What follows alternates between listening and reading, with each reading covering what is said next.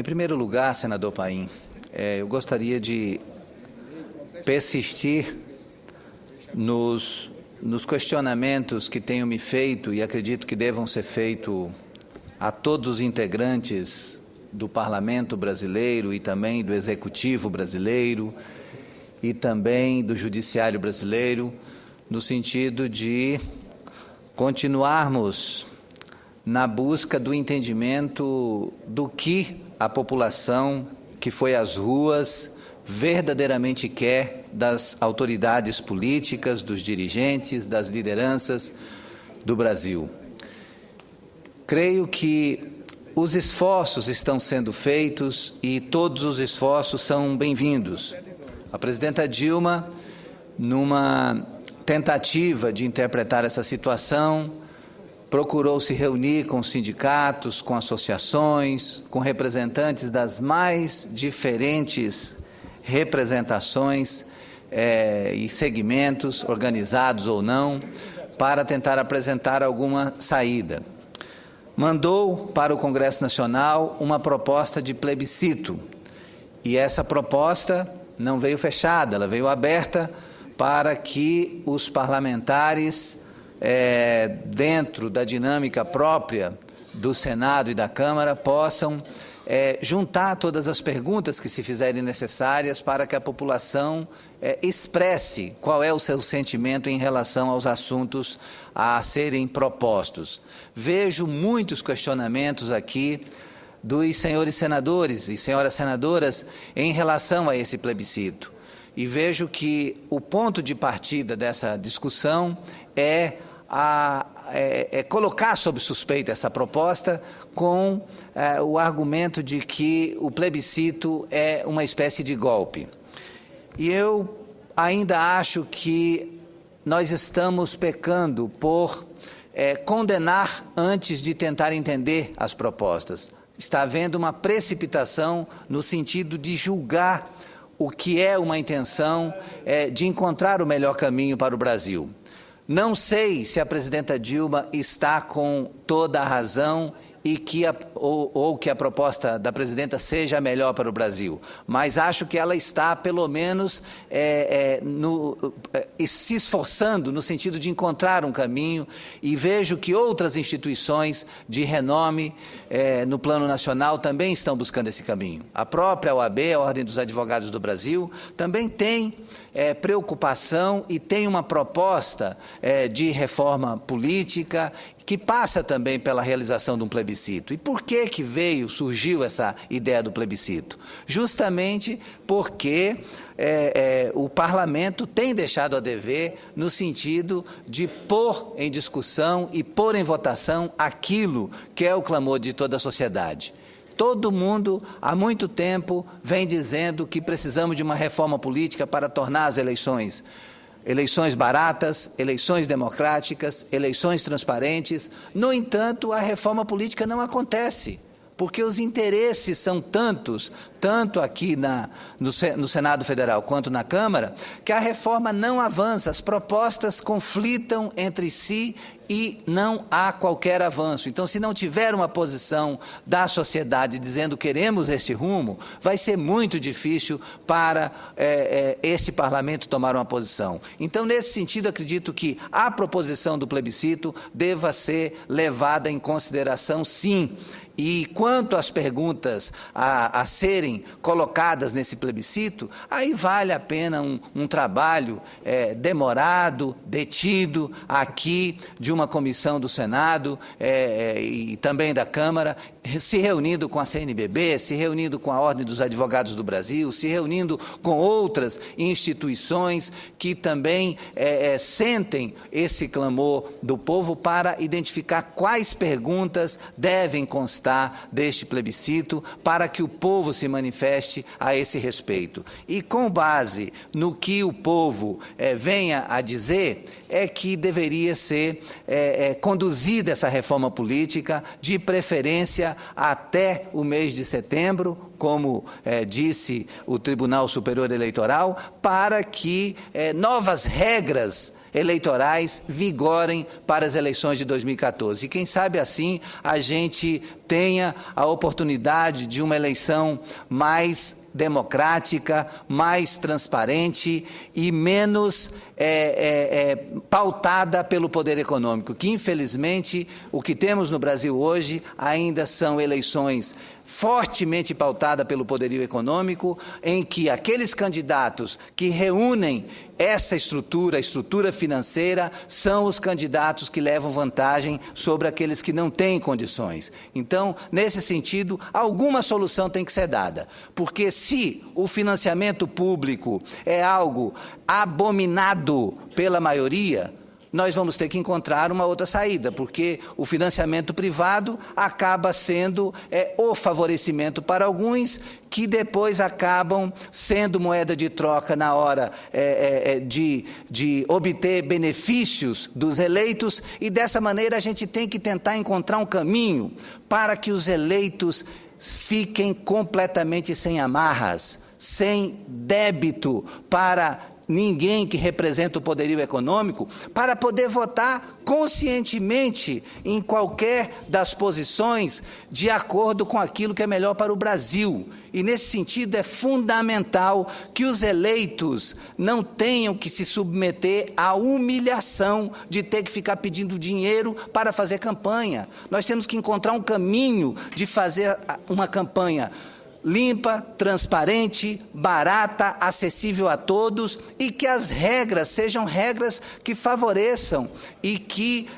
tornem absolutamente iguais as chances de todos os candidatos, e que prevaleça a capacidade de articulação, a capacidade de verbalização, a capacidade de proposição, a capacidade de defesa de propostas que venham a convencer os eleitores. E, nesse sentido, vale a pena inclusive, conversar um pouco sobre a publicidade na campanha eleitoral. Eu acho que é chegada a hora da gente fazer campanha exatamente como nós fazemos aqui no Senado Federal. Cada um indo para a televisão defender a sua proposta, sem nenhum efeito especial, sem nenhuma musiquinha de trilha, sem nenhum efeito emocional que venha influenciar a decisão do eleitor. Eu acho que o caminho para discutir esse processo de democratização das campanhas tem que ser algo que aconteça de maneira desarmada por todos os representantes do povo que compõem o Senado Federal e a Câmara Federal. Nós precisamos nos despir de todas as armas e tentar encontrar o melhor caminho. Eu vejo ali o senador Cássio Cunha Lima, pede uma parte, por favor. Agradeço, senador Aníbal Diniz, pelo aparte. Como Vossa Excelência trata de um tema que está na ordem do dia do Parlamento brasileiro, que diz respeito à proposta de plebiscito, em nome do bom debate, do contraditório de ideias,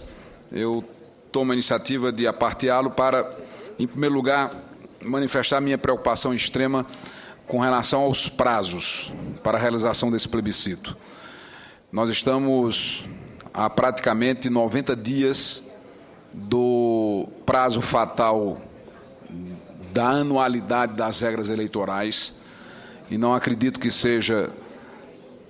de bom alvitre imaginar que haveria uma flexibilização nesta cláusula, que é uma cláusula pétrea da nossa Constituição. Portanto, não encontro mecanismos para que se faça todo o procedimento de organização do plebiscito, para que se faça a campanha de esclarecimento, porque é preciso, obviamente, uma ampla e duradoura campanha de esclarecimento, para que depois dos temas decididos pela soberania popular, venha a este Congresso, para que nós possamos transformar em lei aquilo que é o resultado da consulta feita. Diversos partidos que compõem o Senado e a Câmara, dentre os quais o PSDB, que tem a honra de ser vice-líder aqui no Senado e vice-presidente nacional, um dos vice-presidentes nacionais, defendemos o referendo como instrumento de consulta popular a partir da iniciativa do próprio Congresso. Quanto ao tema de financiamento público, fica a indagação e não receba como uma provocação. É apenas uma reflexão que quero fazer realmente. O partido de Vossa Excelência, o Partido dos Trabalhadores, teria chegado ao tamanho que chegou se não fosse a participação dos seus militantes, dos seus simpatizantes, inclusive com doações de pessoas físicas, para que o partido crescesse? Ou seja, se há 30 anos tivéssemos o modelo que o PT defende hoje, de exclusivo financiamento público, dificilmente um partido com as características do Partido dos Trabalhadores teria chegado aonde chegou. E chegou com méritos, com qualidade, ninguém discute isso.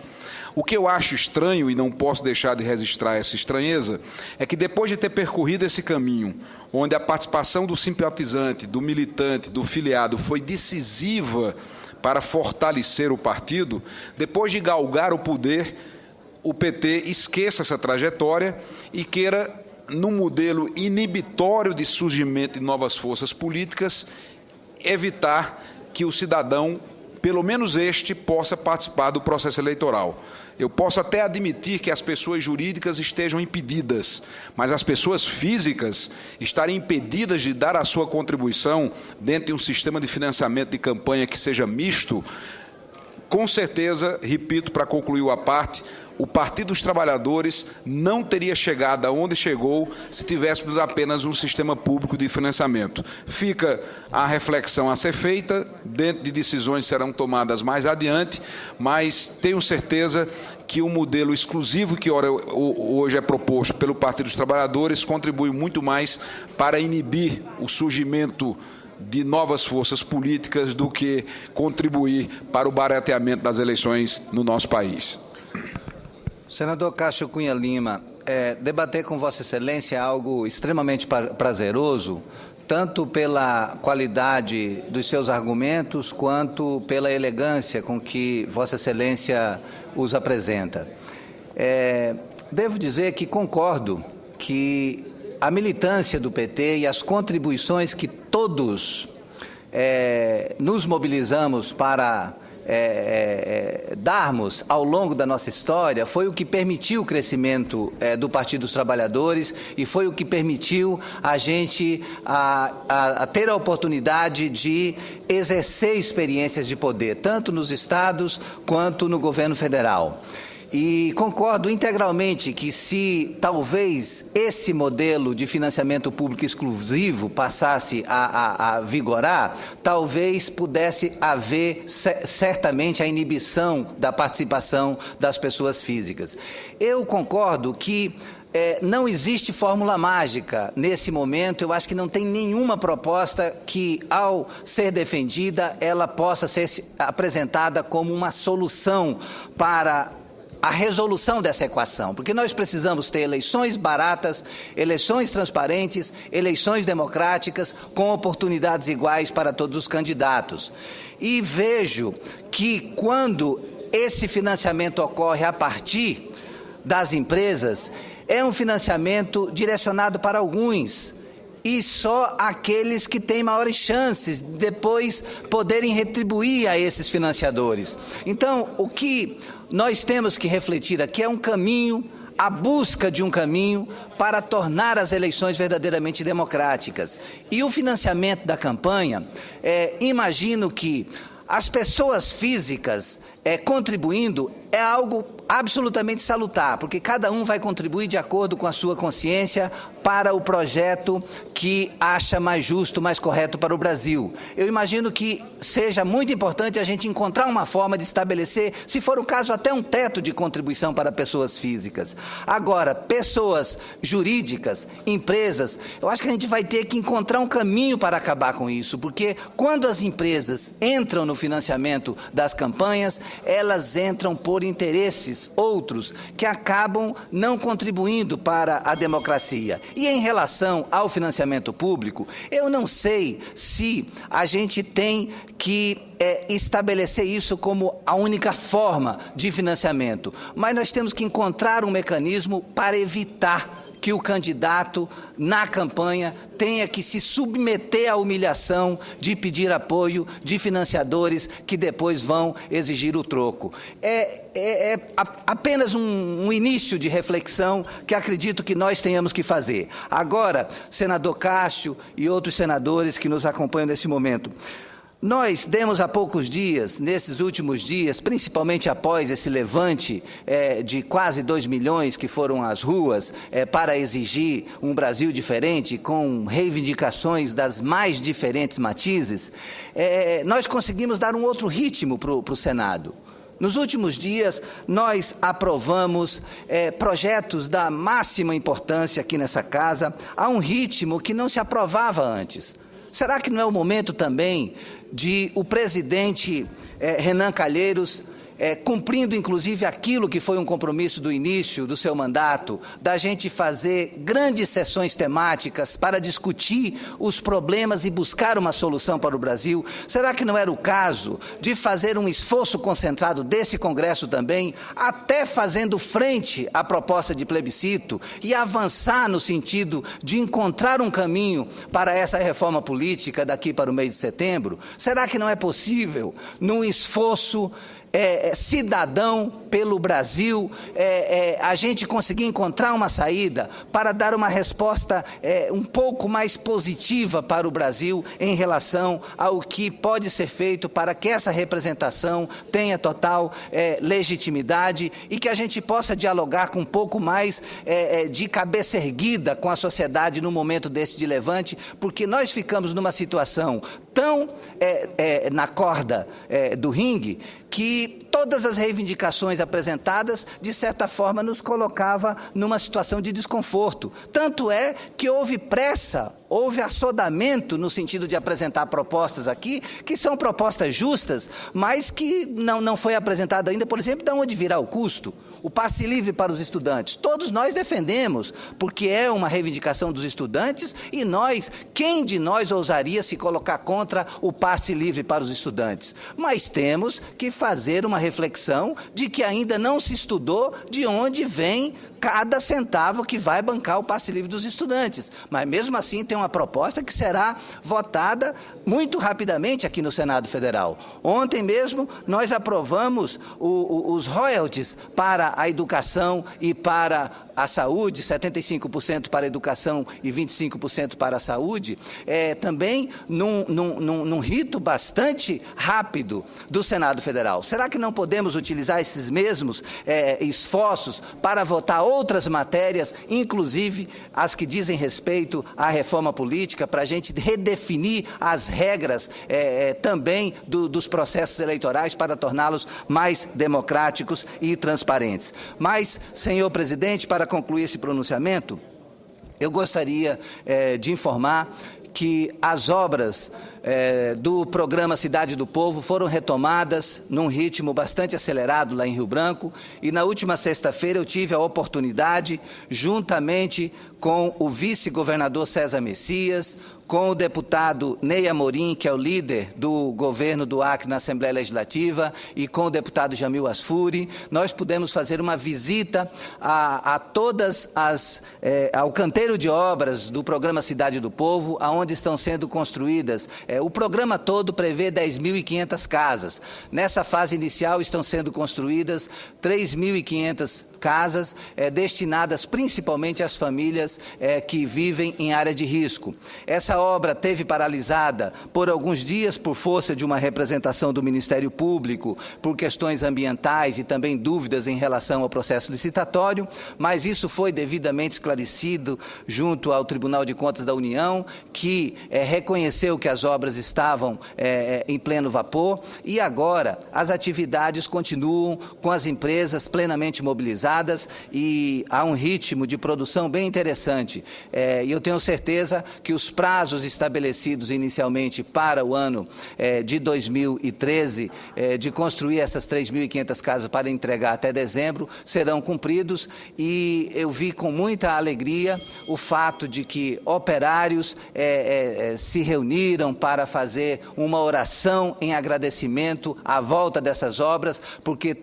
elas não só vão representar uma possibilidade de moradia melhor para essas famílias, como elas também vão contribuir imensamente para a economia local, uma vez que mobiliza operários, uma vez que mobiliza marceneiros, uma vez que mobiliza matéria-prima local, isso tudo contribuindo para um círculo virtuoso na economia local. Então, a volta das obras da Cidade do Povo foi algo que criou um ambiente de muito otimismo à indústria da construção civil de Rio Branco, e eu tenho certeza que daqui para frente a gente não vai ter mais paralisações, e eu tenho certeza que vai ser algo muito bom para o povo do Rio Branco. Então fica aqui os cumprimentos ao governador Tião Viana, ao vice-governador César... Alô? Oi. Pela retomada dessas obras do programa Cidade do Povo, que tenho certeza que vai ser algo muito bom para toda a população de Rio Branco. Muito obrigado, senhor presidente.